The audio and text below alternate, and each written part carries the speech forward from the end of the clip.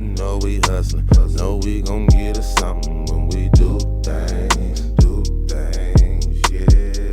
No, we ain't stopping. As long as we stay clocked in, we can't lose, man. Lose, man. 3 in the morning. Welcome back to the Bluroom. I am the host, 834. We got a special guest here by the Bluroom tonight. Her name is Dayh Hill. We all got to give it up to her. Hello. How you Thank doing? you for having me. No problem. I'm doing all right. We're here for a special reason, and I just want to give light and awareness to why we're here. I'm going to let the people know why we're here. Okay. So for those who don't know, my little brother, he was shot and killed January 20th. He was shot by WPD. They shot at him 9 times.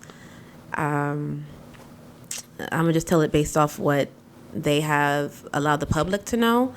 But they had got a call that a man and a woman were having a disturbance. They were arguing, and they went to, handle that call. And when they went there, the caller did not, answer their door. And so they went to a few other doors to see, what was going on. Nobody's answering. It's 1 o'clock in the morning, so a lot of people are asleep at this time. But they hear music playing, and they go to the lower level, and they say that they hear 2 men talking, and that happens to be my brother and my little cousin. From then, they say they knocked on his door. Based off the footage they showed us, it wasn't your normal police knock, and so the fact that my brother at that time is playing music at 1 o'clock in the morning and you can hear the music, it's clearly, from what we see, that's easily to bypass because we don't know everybody could hear that sound that they did. But anyways, knocked on his door, overheard him say, "Pass me my gun." From there, they retreated from the door. He walked out, was at his apartment for 5 seconds, and they shot and killed him. Right now, we're just looking for transparency, and we just want full body cam footage because what they showed to the public is not enough. They chopped a lot of stuff out, and we don't think that's fair. And they labeled him as a suspect, and he's not a criminal. He's not a felon. He's allowed to own a gun. So we just want answers because if he did point a gun at an officer, then just let that be known. But let us see that. All right. Why they're denying that? Why do you think they're denying that? Why do I think? I think it's protection type of thing. And I'm sure it's something we can go around and, the law that has to be shown. Yeah, well, I'm wondering why they... Right, so they had finally reached out to my parents to, one of the captains reached out and said that they can view it. They're not letting anybody else view it but my parents at this time. And so my parents are just waiting for, just representation to be with them when they view this footage to make sure, no evidence has been altered or anything like that. Definitely, because to wait this long to get the footage is a little fishy to me. Yeah, it's very concerning. And it's hurtful because we have no control over how things are going right now. Yeah. But, that's the first step. We've already put all of the core requests that we need to WPD, county, the DA, but they've denied those. And from there, we just have to, just handle it with our lawyer, Yeah. And what's your brother's name? His name's Dayh Hill. He went by his middle name, so a lot of people know him by Dayvon. Yeah, I seen And then that. his music artist name is Edge the Artist. Edge the Artist, okay. How did it make you feel?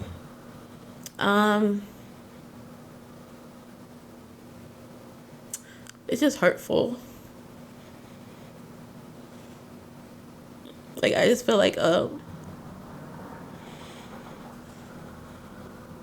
big light of my life was just shot out.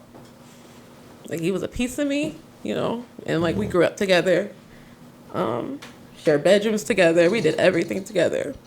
Roommates. He was my neighbor. From little to growing up, we did everything together. Yeah. So it's very, very hurtful. And I think you were out of town when this happened, right?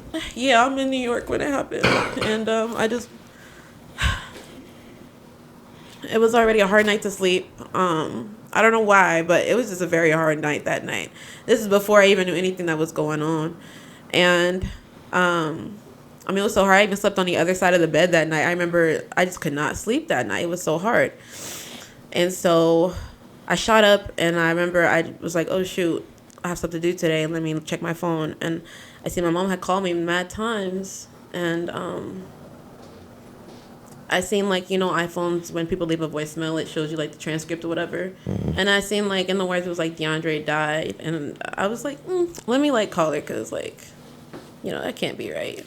Right. And so, yeah, when she called me and she said that my brother was dead, I was like, you know, how? You know, and she said police. And I'm like, my brother, he didn't, like, he quit going out downtown and stuff like that. Like, was never no gang member or anything like that. It was just like, how? Like, how? Yeah. And to hear that they went to his home, like, I mean, where else was somebody supposed to be at that time, you know? Like, right. And where else could you be more safe than your home? Than your home, yeah. Yeah, it's just very hurtful. It's very hurtful. It's a huge inconvenience. And they don't care. Like, they get to go home to their families like nothing happened, you know? Yeah. And, you know, we're stuck here just picking up pieces and just trying to, you know, fight. But yeah, it's very hurtful. Definitely. So we here at the Bluroom because we want to bring awareness to this, and we need everybody to share this because we do believe DeAndre was murdered, and justice needs to be served for him. And we're here at the Bluroom with his sister, and she's riding for her brother. So yes, I am, because he would have ride for me. He was a rider. He was a rider. She need our support, and the community needs to step up and understand we need that footage. Yeah, it's very important. It's moving at baby steps because they're gonna try to drag it out. We know that. Of course. But long as we can get the community's help, that's like my biggest thing right now. Mm-hmm. And we're gonna go like as far as like doing protests once a month because we want to make sure that every protest is impactful. Okay. And we don't so much want to make the protest a black and white thing because it's not a color fight. Right. You know, honestly, it's a spiritual warfare type of fight. Right. But that's just another story. But that's a key point. It could have happened to anybody. Yeah. You know what I mean? And so that's why we don't want to make it a Black Lives Matter type of thing because that's not what it is. Mm-hmm. It could happen to anybody. Right. And so yeah, we need the community's help. We need activists in all cities in all states. We need it to be like no. Right. Like he needs to mean this can't be happening. Like it's too much and. They're not being charged for nothing. They just give families all this money and just be like, there you go, you know? Right. The officers still got their jobs. Like, it's not right. Right. I relate to this story way back in the day. They almost took me out of here, but with their hands. We were at a club, and I performed, and we had to defend ourselves, and I had to go to jail. I had to do all the things, and I almost died. So I have a very special place in my heart for this type of thing. And I don't believe I got justice, but DeAndre needs to have justice. And that's why I definitely wanted to reach out and have you on the platform so you could tell the story because it's worth being told, you know? So. Yeah, no, it definitely is. And people are going to say what they want to say in the comments, but they don't know him. Right. You know, and he was a great person. I mean, a Planet Fitness ain't gonna close down for 36 hours for somebody that wasn't a great person. He looked familiar. Yeah, he worked at Planet Fitness for about like 2 to 3 years, but he was assistant manager at the one on K96 and Rock Road. Okay, he looked familiar for sure. Yeah. That's maybe where I seen him at. And he started with the dreads, and then he had cut his hair. He cut his locks off and was restarting them and everything. Okay, and how old was he again? 27. 27. Yeah, he had a lot of dreams. He had just signed up to perform at the Riverfest a week before he passed and stuff. What is the favorite thing that you love about your brother? My favorite thing? Oh, man.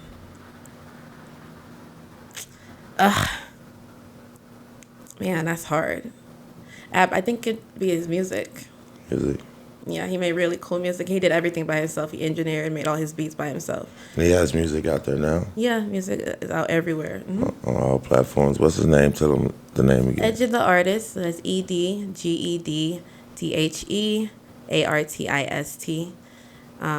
But yeah, he came up with Edge of the Artist. He said because he said he got it from our mother because he always felt like our mom was edgy, really edgy. Okay. She ran an edgy lifestyle. Okay. And, you know, her kids are real edgy, so.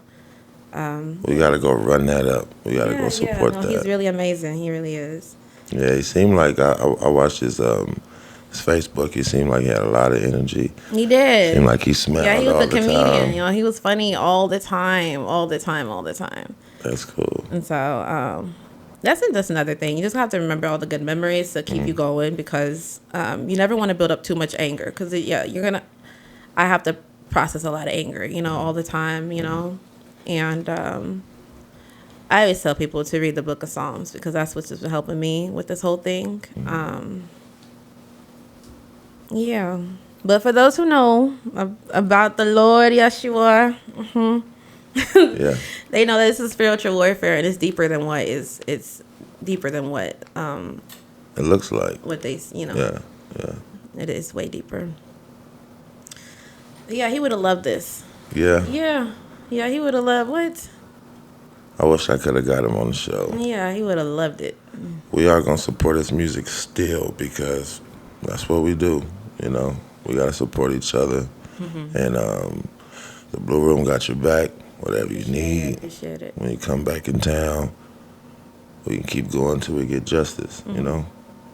I appreciate If that. anything else you want to let them know, you know, you let them know. I know that we have a March 1st event. It's basically like Helen Richards. She's actually the one that's handling that, but it's gonna be basically our own press conference for Dayh Hill. We definitely want people to come out to that and support that. And we're gonna keep everybody updated. There's a website made for him. I'm gonna be updating the website once a week because I'm in New York, so I have to make sure that everything that I can do. I'm going to be doing a lot of things away. You know, I won't be in the physical for everything, but I'll be doing a lot. And what else? Oh, he has a Facebook group under Justice for Dayh Hill. Also follow that because we'll keep everybody posted on what, you know, we got going on for protests and everything. And then you also get to see his image and who he is as a person because everybody's been sharing videos and pictures and stories about him and stuff like that. So. Yeah, we just appreciate it. Appreciate it a lot. Thank you so much. No problem. How's your mom doing? Oh, man. My mom is, she needs a lot of prayer and a lot of support because we just lost my father 2 years ago. Okay. And Dayh, he was the one that was looking out for my mom and taking care of her while my dad's been gone and stuff. And so now that he's gone, she doesn't have no man type of figure there to help her out at this moment. And so, yeah, she needs a lot of help. Right. Yeah. Keep you in our prayers. Keep your mother, your whole family in our prayers. Thank you for coming. Thank you. For sharing your story. That's brave.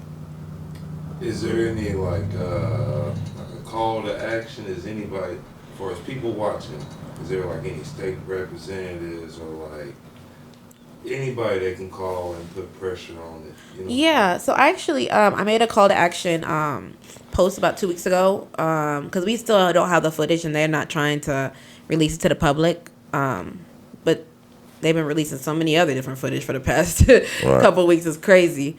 But yeah, you can call any WPD, like Wichita Police Department, and just ask them, you know, like, how come? You just putting pressure on them and just be like, but you have to be respectful. We always be respectful, but you just ask them, you know, hey, we put requests in. We're trying to figure out when this is going to be available to us. But you can literally call any one of them, and they'll direct you to the person that you need to talk to, and they'll probably say the same thing, that it's an open investigation. But how's an open investigation if you're already calling my brother a suspect? Right. Yeah, but that's one thing you can do. If you know any creators, content creators, and you know that they would push your story, hit them up and just tell them what's going on or give them my contact. You can contact me. My Instagram is miss_Dayh,